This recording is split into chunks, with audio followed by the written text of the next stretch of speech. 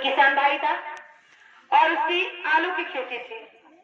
लेकिन क्या हुआ कि उसका एक बेटा था जो बड़ा बीमार हो गया और उसका इलाज करने के लिए उसने अपने पास में जितना भी धन पैसा रुपए था सारा उसके इलाज में लगा दिया और बेटे को इलाज कर कर उसे घर पर ले आए। जब बेटा पूरी तरह से ठीक हो गया तो घर लेकर आए।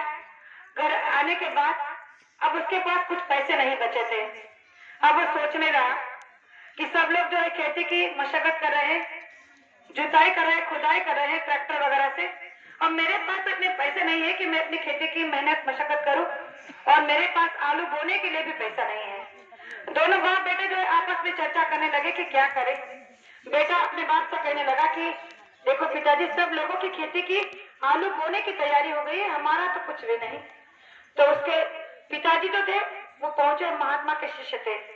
उसने कहा कि बेटा धीरज रख, देखो मेरी जहां तक मेरी आस्था है तो मैं इतना जरूर जानता हूँ कि मेरा जो गुरु है वो कभी मुझे भूखा नहीं मरने देगा और जो भी ये हो रहा है उसी की मौत है, आगे जो भी होगा वो उसी की मर्जी होगी, तू कोई चिंता मत कर, सब ठीक हो जाएगा।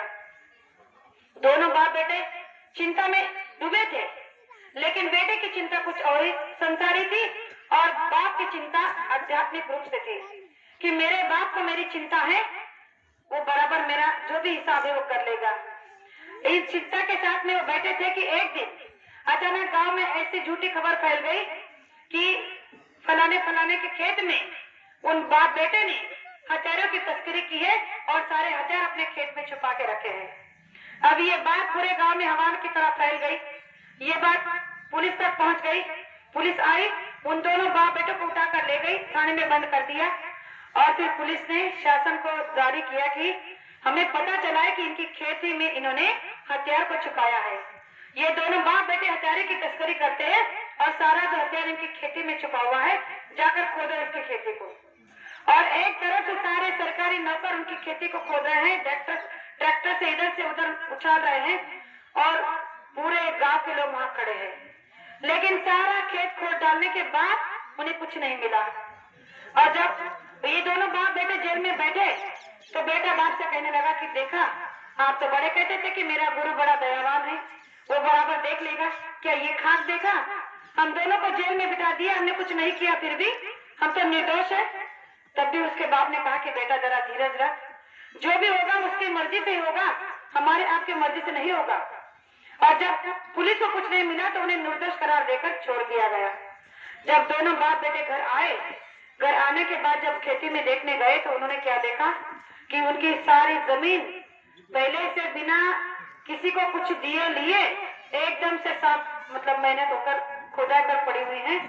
तब उसके बाप ने कहा कि देखा, तू जो मेरे बाप पे शंका कर रहा था ना, ये उसी का परिणाम है। मुझे विश्वास था, मेरी आशा थी कि वो मेरा कभी बुरा नहीं चाहेगा और न कभी बुरा होने देगा। अरे हमारे पास में पैसे नहीं थे इसलिए उसने ये प्रबंध किया है। देख, अब तुझे आलू बोने के लिए उसने जमीन तैयार करके रखी है, अब तू बो दे आलू।